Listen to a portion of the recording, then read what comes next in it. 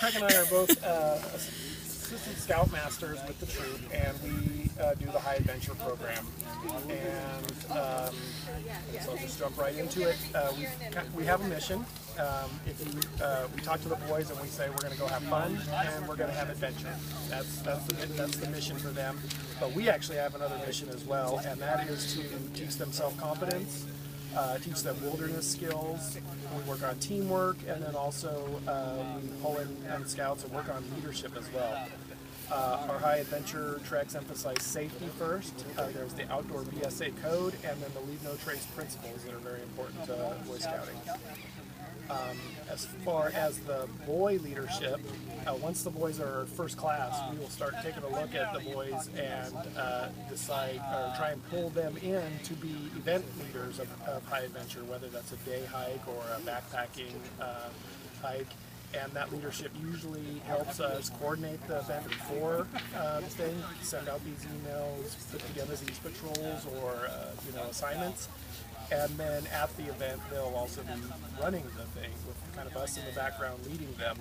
There may even be older boys on the trek, but those older boys are there to assist this newer scout lead. So they're going to get leadership pretty quick. As far as adult leadership, backpacking treks specifically, and most other things as well, most other high adventures are led by at least 2 adult leaders, which are trained, and that's this patch here.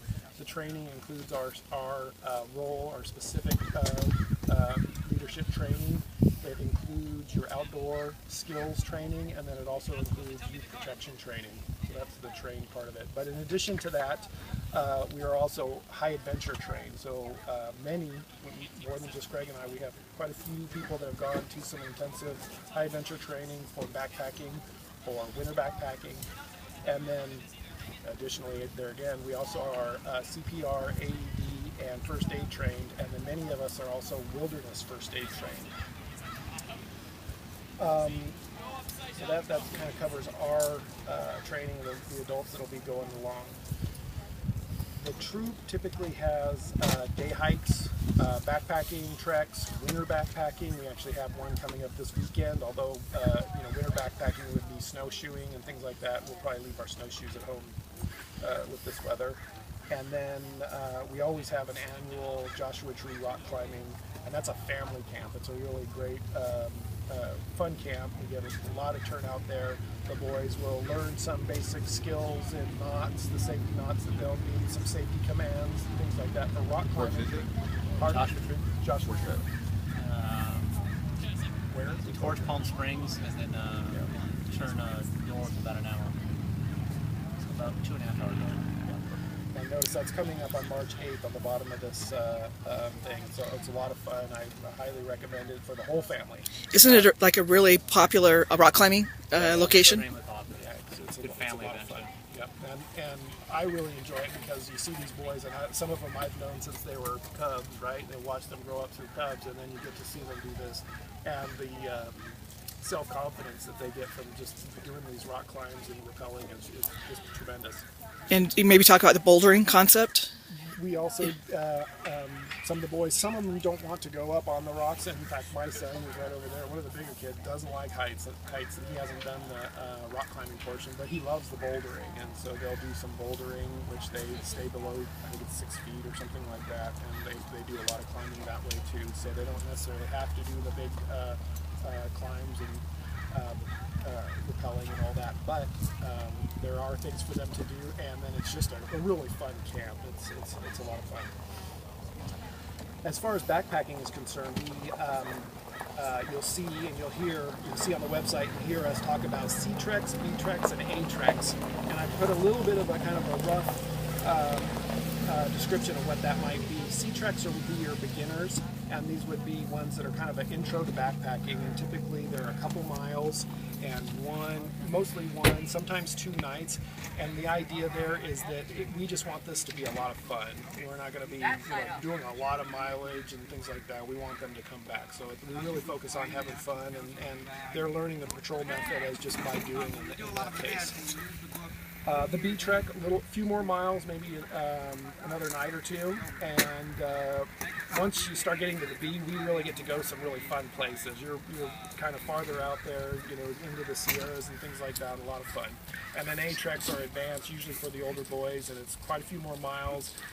I put 2+ nights, but a lot of times it's 5 to 7 to 10 nights, so it's pretty significant backpacking for the older boys. A lot of fun. They really enjoy that. Also, on the C and the B, we'll be looking at like the altitude that we're going to. This next winter, it's not so much the mileage, but we're up pretty high, so we want to make sure that the altitude is right. I didn't put that in the description, but it should be acknowledged that we're also looking at the altitude gain and things like that. One of the first questions we get is, what should I go out and get for backpacking? We want to do this. I would say, first off, don't rush out and buy everything at once, because the boys are probably just about to hit a growth spurt, and they'll outgrow pretty much everything you have. But the Troop has backpacks, tents, sleeping bags, backpacking stoves that we loan out, and you can get those through the quartermaster. Typically, the scout just needs a backpack. He probably is tenting with a partner, and they would be the person that needs to bring the backpack, the tent, and then the sleeping pad. The backpacking stove is typically procured by the patrol leader. But personal gear, the 10 essentials is really important. Here's a list of that if you don't have that list yet. And the 10 essentials is pretty important to get pretty quick. We actually, even a camp like this, we would say bring the 10 essentials to a camp like this. And I think our emails that went out said, bring everything you do got. If you don't have the full thing, just bring what you do got at this point. But that's one that you would go out and get.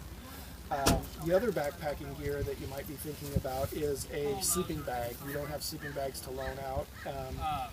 And they typically come in a down sleeping bag, and these are the backpacking mummy-shaped sleeping bags. They're a little bit different than your regular square, sleepover backpacks. They pack down really small. There's a down insulation and there's a synthetic insulation, and they both have pros and cons. The down, a little bit more expensive, lighter, packed smaller, but it doesn't insulate as well when it gets wet. On the other side is the synthetic, and doesn't pack down quite as tight, a little heavier, less expensive, but it does insulate fairly well when has insulation when it's wet. So I started Brendan with a synthetic, and then as he kind of started taking care of his gear a little bit better, we went to a down. Yeah. Hiking boots, probably pretty important pretty soon. Some of these hikes that we're going to be going on, once you start getting into past the 5-mile hikes, getting into the 10s and things like that, you need a little bit more ankle support, a little bit more foot protection. I put waterproof as preferred. It's not required. It seems to me like whether they're waterproof or not, the boys are going to step in water and test them. So we'll see how that goes. Sometimes if they go up to their knee, there's no guarantee. Water bottles, the Nalgene's work really well, and the water filters that we use to keep the water clean plug right into that wide mouth Nalgene bottle. So those are important. As far as clothing, we try and stay away from cotton. I would say for a sea trek or something like that, don't go out and buy a bunch of backpacking clothing. Typically the Scout pants are good. They do make what's it called? Canvas. They make a synthetic, which is great. The canvas for sea trek's probably okay, but you want to stay away from the cotton because it doesn't dry out. It gets cold, and if they're cold at night, then they're miserable at night. And then one of the things also